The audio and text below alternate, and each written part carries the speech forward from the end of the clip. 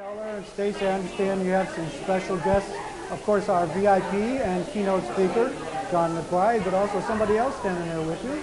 Yeah, Don, the theme of the night is education, and who better to be with than astronaut Jon McBride's teacher, Mrs. Rodriguez. Jon, you grew up in West Virginia, you were educated here. Tell us about some of your memories of the state in West Virginia. Well, first of all, let me say that I've been around the world several hundred times in space shuttles and ships and boats and airplanes, and one of the things that everybody knows about Jon McBride, the first thing, everything, if they know anything, is that I'm from West Virginia and how proud I am of that. And having had the opportunity to grow up in a little town called Beckley, West Virginia, is even better because folks like this, my high school teacher, Mrs. Rodriguez, was one of the inspirations in not only my life, but thousands of young folks here in West Virginia. So I go back and people say, well, what can you attribute some of this success to? And if you know, I think I've been relatively successful.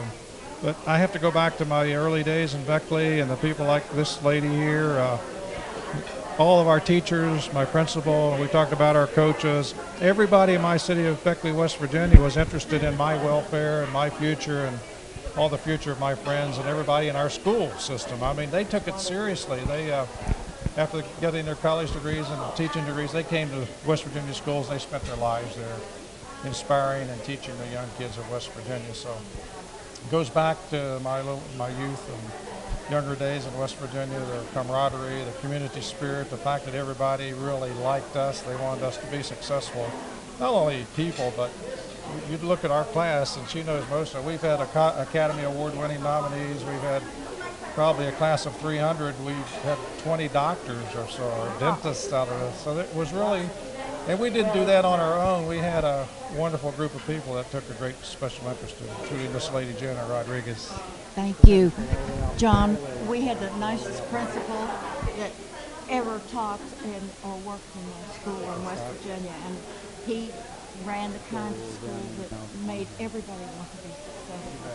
Mr. Perigord, and I think a lot of it comes from people. Well, everybody that went to Woodrow Wilson High School in Beckley for about 15 or 20 years knew her and knew Mr. Perigord and Coach Van Meter. I mean, there were people there. Finest people in the school system.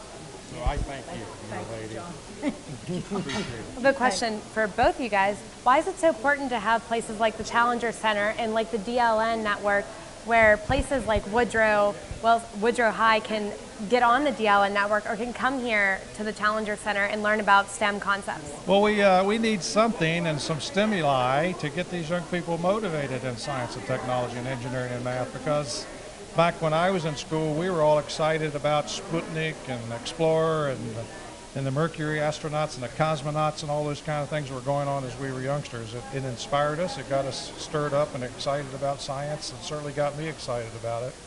And the space program kind of kept all of America excited for 10 or 20 years. We kind of lost that emphasis here in the last few years. I'm just hoping that Challenger, you know, they picked it up 20 years ago and started training and exciting our young people here in the United States. And hats off to the Challenger Learning Centers throughout the country. And spoke yesterday over in Morgantown to the Ron McNair Scholars. So it's those types of programs that got to get out there and inspire people, our youngsters, to reach for the stars, I like to say.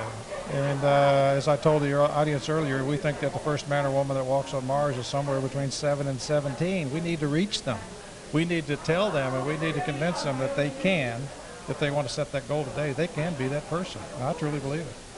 Well, we really appreciate both of you being here, and thank you for bringing your teacher. It's a great night for education. I wouldn't have been here without her.